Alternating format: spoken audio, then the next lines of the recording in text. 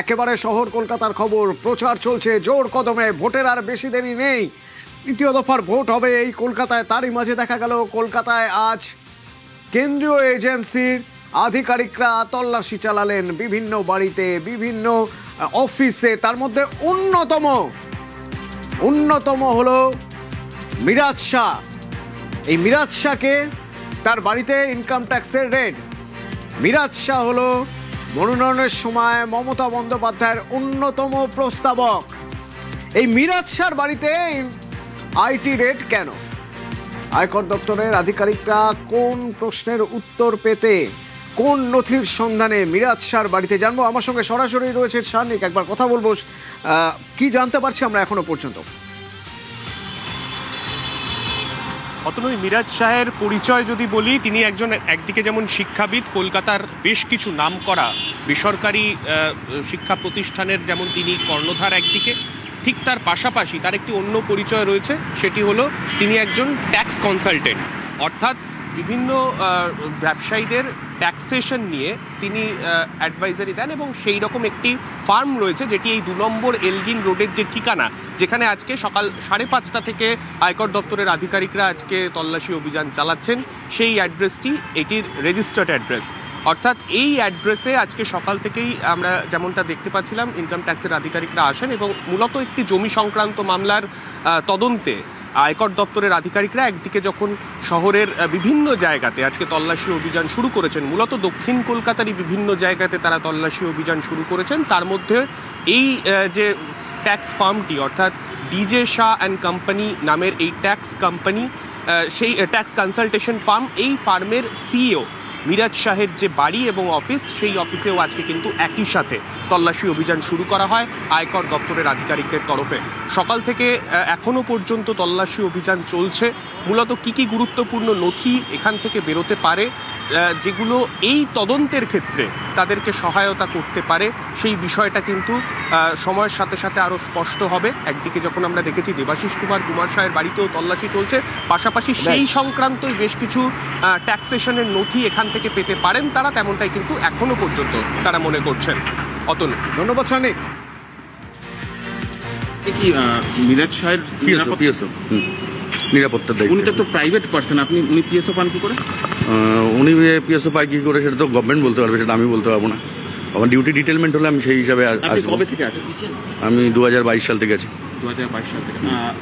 আপনি আসার পরে জানতে পারলেন যে আয়কর? আমি আসার পর জানতে পারবো, পরে এসে দেখছি এটা তো ওনারা এখন বর্তমানে রয়েছে বাড়িতে আছেন? বর্তমানে স্যার আছে কি নাই বলতে পারবো, আমার সাথে দেখা হয়নি। আমার সাথে কনফার্মলি দেখা হয়নি। আপনি কটা নাগাদ ইনফর্মড হলেন? আমি 10টা নাগাদ এখানে এসে জানতে পারবো। আমার তো যেরকম নর্মাল ডিউটি থাকে, যেরকম নর্মালি ডিউটি সেরকম নর্মালি যেরকম থাকে ডিউটি। উনি কি একজনই সিকিউরিটি পান? মানে আপনি রয়েছেন, আরো কেউ আছে আপনার মতো? না, আমার মতন আরো একজন রয়েছে। স্যারের এটাই বাড়ি। মানে কে থাকে ফ্যামিলিতে? স্যারের ফ্যামিলি, স্যারের মা, স্যারের এই বাড়ি তো স্যারের 1941 এর বাড়ি, 1941 সালের বাড়ি, হয়তো কোনো বোর্ড রয়েছে।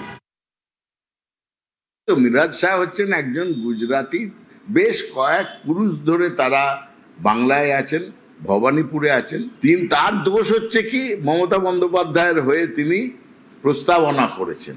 কতখানি বিজেপি প্রতিহিংসা পরায়ণ, কতখানি এদের অসহিষ্ণুতা সহ্য করতে পারবো না। মমতা বন্দ্যোপাধ্যায়ের হয়ে প্রস্তাব দিয়েছ, তোমাকে আইটি দিয়ে তোমাকে হ্যারাস করব।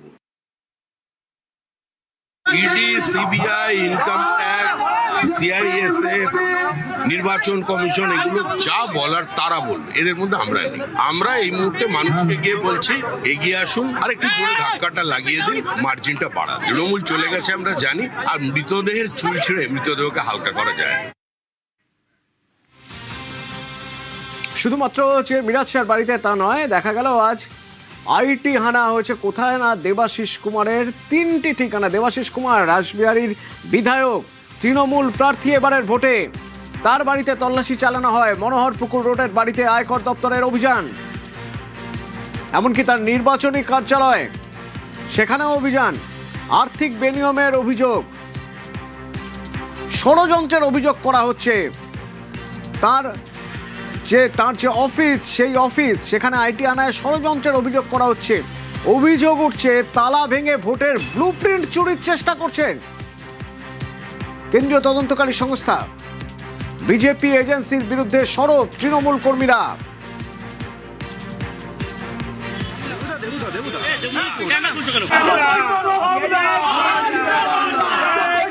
পার্টি অফিস, সেখানে কেন কেন্দ্রীয় সংস্থা তল্লাশি তা নিয়ে প্রশ্ন, এবং সেই তল্লাশি কখন না ভোটের মুখে। এই কার্যালয়ে সকাল 5:30টার সময় তালা ভেঙে কেন্দ্রীয় সংস্থা সিআরপিএফ এর ভয় দেখিয়ে তালা ভেঙে ডাকাতি অবস্থায় নিয়ে গেছিল। এই কার্যালয়ে ইডি, সিবিআই, ইনকাম ট্যাক্সের কি আছে? এখানে আমাদের পার্টির সমস্ত দলিল রয়েছে, আমরা নির্বাচন কিভাবে চালাবো, লড়বো, তার ব্লু প্রিন্ট রয়েছে। ওই ব্লু প্রিন্টটা চুরি করার জন্য স্বপন দাশগুপ্তর নির্দেশে আজকে এই হামলা হয়েছে পার্টি অফিসের উপর। কিন্তু কেন এই তদন্ত? জমি দখল তদন্ত। আসলে জমি দখল তদন্তে দেবাশিস কুমারের বাড়িতে তল্লাশি। এনফোর্সমেন্ট ডিরেক্টরেটের দেওয়া তথ্যের ভিত্তিতে এই আয়কর অভিযান। ব্যবসায়ী অমিত গঙ্গোপাধ্যায়ের বিরুদ্ধে জমি দখলের অভিযোগ। পুরসভা থেকে নথি তৈরি করে জমি বিক্রির দাবি ইডির। আর সেই ব্যবসায়ী সূত্র ধরেই দেবাশিস কুমারের তথ্য মেলে বলে দাবি ইডির। মেয়র পরিষদ হিসেবে ব্যবসায়ীকে সাহায্যের অভিযোগ রয়েছে। দুবার জিজ্ঞাসাবাদে ইডিকে একাধিক নথি জমা দিয়েছেন দেবাশিস কুমার। আর সেই নথি দেখেই দেবাশিস কুমারের বাড়িতে আয়কর হানা।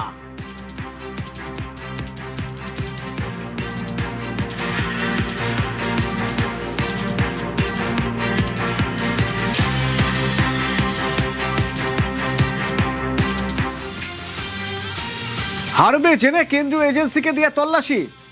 কোচবিহারের সভা থেকে চড়া সুর মমতা।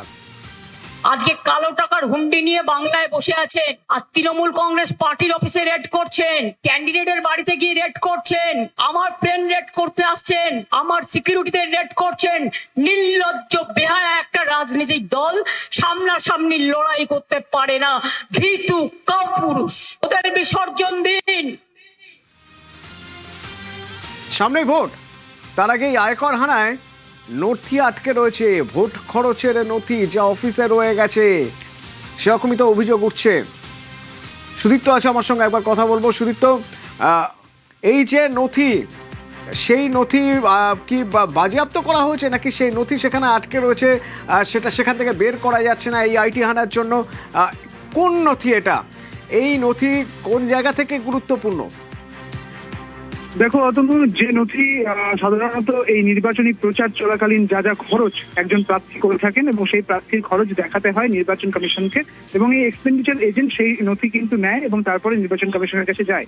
এবং সেই নথি কিন্তু নির্বাচন কার্যালয়ের ছিল। যেটা দেখা গেল যে নির্বাচন কার্যালয়ে যখন থেকে আইটির যে তল্লাশি চলছিল সেই সময়টা ধরে কিন্তু তল্লাশি চলাকালীন কোনোভাবেই এক্সপেন্ডিচার এজেন্টকে ঢুকতে দেওয়া যাচ্ছিল না বা ঢুকতে দেওয়া হচ্ছিল না বলা চলে সে নির্বাচনী কার্যালয়ে। তার ফলে তিনি কোনো নথি আনতে পারছিলেন না। যে সময়টা ছিল 3টে ডেট, একটা হচ্ছে 17 এপ্রিল, তারপরে 22 তারিখ এবং তারপরে 27 তারিখ। কিন্তু প্রথম পেজের যে নথি তাকে জমা দিতে হবে তার সময়টা ছিল 2:30 থেকে 5টা পর্যন্ত। ঠিক 2:30 নাগাদ ওই এজেন্ট আসেন এবং তারপর দেখা যায় যে 4টে পর্যন্ত তাকে ওয়েট করতে হয়, যতক্ষণ না পর্যন্ত তল্লাশি না শেষ হয়। দেখা গেল 11 ঘন্টা পর তল্লাশি শেষ হলো, নির্বাচন কার্যালয় থেকে বেরোলেন আইটি আধিকারিকেরা কেন্দ্রীয় বাহিনীকে সঙ্গে নিয়ে। তারপর সেই এজেন্ট ভেতরে গেলেন এবং তারপরে তার হাতে আর 1 ঘন্টা ছিল। সেই মতো অবস্থায় তার নথি কোনো কারণে পেলেন, কোনো মতে পাওয়ার পর তিনি কিন্তু পৌঁছে গিয়েছেন নির্বাচন কমিশনের অফিসে। অতনু, ধন্যবাদ।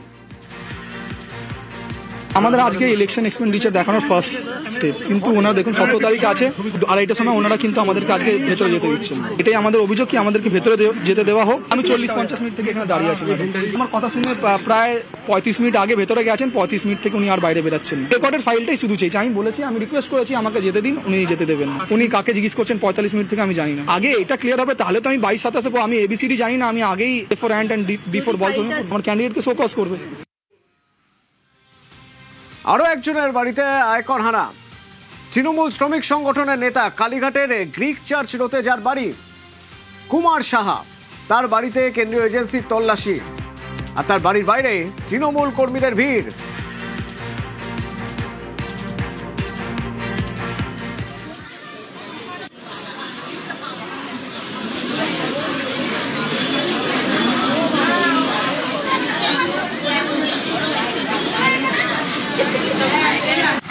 নির্বাচনকে সামনে রেখেই এবারই তার দরকার হয়ে পড়লো। তার কারণ ওরা এসআইআর মাধ্যমে বিভিন্নভাবে এই সরকারকে হেনস্থা করার চক্রান্ত করছে।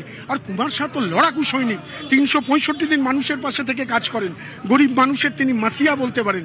তার বাড়িতে ইডি আয়কর দপ্তর রেড করবে না, এটা হতে পারে না, আপনারাও জানেন। তাই তার বাড়িতেই রেড করবে, তাকে যেরকম করেও দমাতে হবে। ওদের কাছে এজেন্সি আছে আর এনার কাছে মানুষ আছে।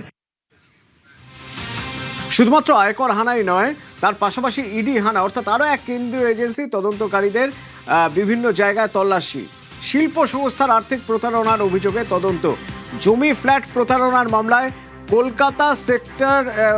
কলকাতা এবং সল্টলেকের 6টি জায়গায় অভিযান চালায় ইডি। ব্যবসায়ীদের মাধ্যমে টাকা খাটানোর অভিযোগ এবং ব্যবসায় লগ্নির নামে কালো টাকা সাদার অভিযোগ। ইডি স্ক্যানারে ঢনঢনিয়া অ্যান্ড কোম্পানি, 26-এর ভোটের আগে ফের ইডি স্ক্যানারে। 4 নম্বর মিডলটন স্ট্রিটে ঢনঢনিয়াদের বাড়িতে হানা, আধা সেনার ঘেরাটোপেই ঢনঢনিয়াদের বাড়িতে তল্লাশি। কলকাতা ঝাড়খণ্ডের রাবার প্রস্তুতকারক এই কোম্পানি, তাদের চার্টার্ড অ্যাকাউন্টেন্ট ফার্মও আছে। আর্থিক লেনদেন সংক্রান্ত মামলায় সল্টলেকের এসি ব্লকেও এক ব্যবসায়ীর বাড়িতে ইডি হানা।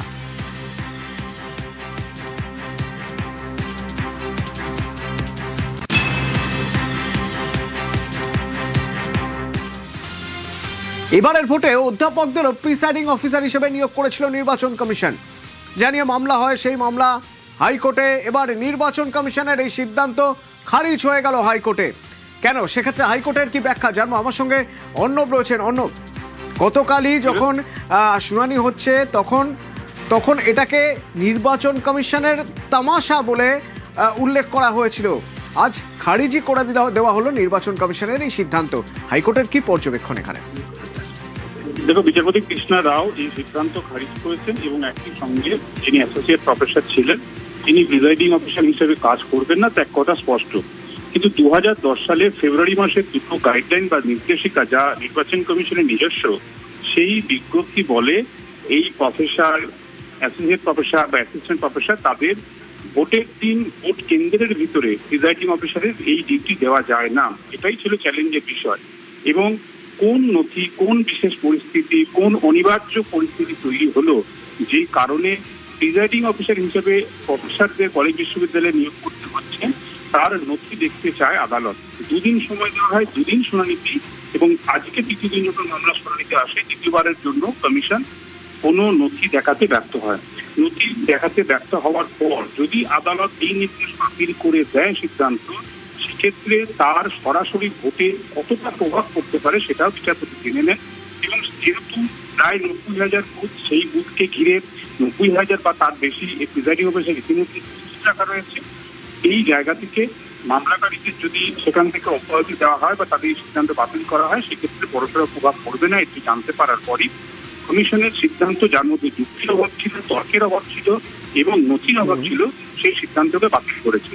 সব থেকে বড় কথা, সংবিধানের 324 নম্বর ধারার প্রয়োগ করে যে ভোট পরিচালনার প্রশ্নে সুপ্রিম ক্ষমতার অধিকারী নির্বাচন কমিশন, এবং সেই ক্ষমতাকে সামনে রেখে আমাদের রাজ্যে বিধানসভার ভোট পরিচালনার প্রশ্নে যে সক্রিয় সিদ্ধান্তগুলো নিচ্ছে, সেই সিদ্ধান্তের পিছনে যে অনেক ক্ষেত্রে ত্রুটি রয়ে যাচ্ছে, তা আজকের এই রায়ে আরো একবার স্পষ্ট হলো।